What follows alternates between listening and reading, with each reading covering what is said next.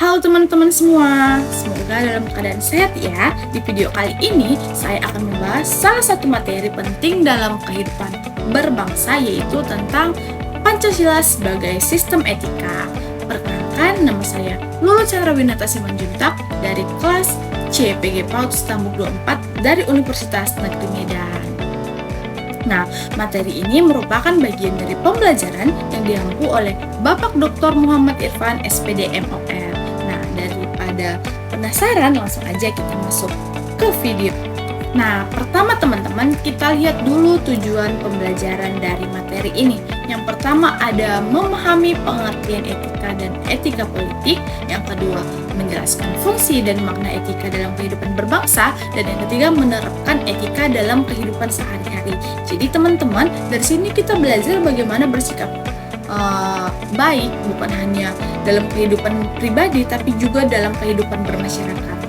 Nah, selanjutnya kita bahas pengertiannya. Etika berasal dari kata ethos yang berarti kebiasaan atau karakter. Secara sederhana, etika adalah ilmu yang membahas tentang baik dan buruk, sedangkan etika politik adalah pedoman berperilaku dalam kehidupan politik atau bagaimana seseorang itu bersikap dalam kehidupan bernegara. Jadi, etika ini membantu kita untuk tahu mana yang benar dan mana yang tidak, sehingga kita bisa bersikap dengan baik di lingkungan sekitar kita. Nah, berikutnya itu kita bahas latar belakang adanya etika dalam kehidupan berbangsa dan bernegara. Etika muncul karena adanya kebutuhan akan aturan dalam kehidupan bersama. Karena kita hidup berdampingan dengan orang lain, tentu perlu ada aturan agar hubungan kita tetap baik. Jadi, etika juga berfungsi untuk mengatur hubungan antar individu atau kelompok menjadi ketertiban serta menciptakan kehidupan yang harmonis. Jadi, tanpa etika, kehidupan kita bisa jadi tidak teratur. Nah, teman-teman, masuk ke tujuan dan fungsi etika.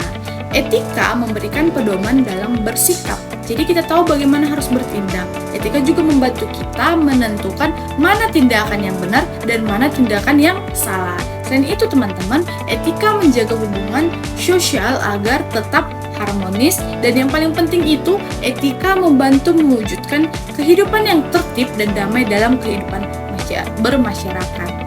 Nah teman-teman, sekarang kita bahas nilai-nilai dan nilai-nilai etika.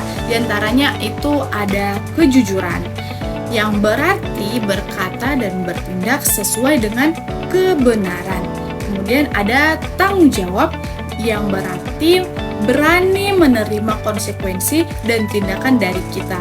Ada juga keadilan, yaitu bersikap adil kepada semua orang. Dan yang terakhir nih teman-teman, saling menghargai yang sangat penting dalam kehidupan bersosial.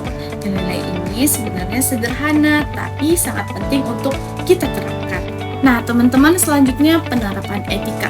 Etika harus diterapkan dalam berbagai aspek kehidupan. Dalam kehidupan sehari-hari, misalnya bersikap sopan dan jujur, di lingkungan sekolah seperti menghargai guru dan teman, dalam masyarakat seperti menjaga sikap dan saling membantu, dan dalam kehidupan bernegara seperti menaati aturan dan bersikap bertanggung jawab.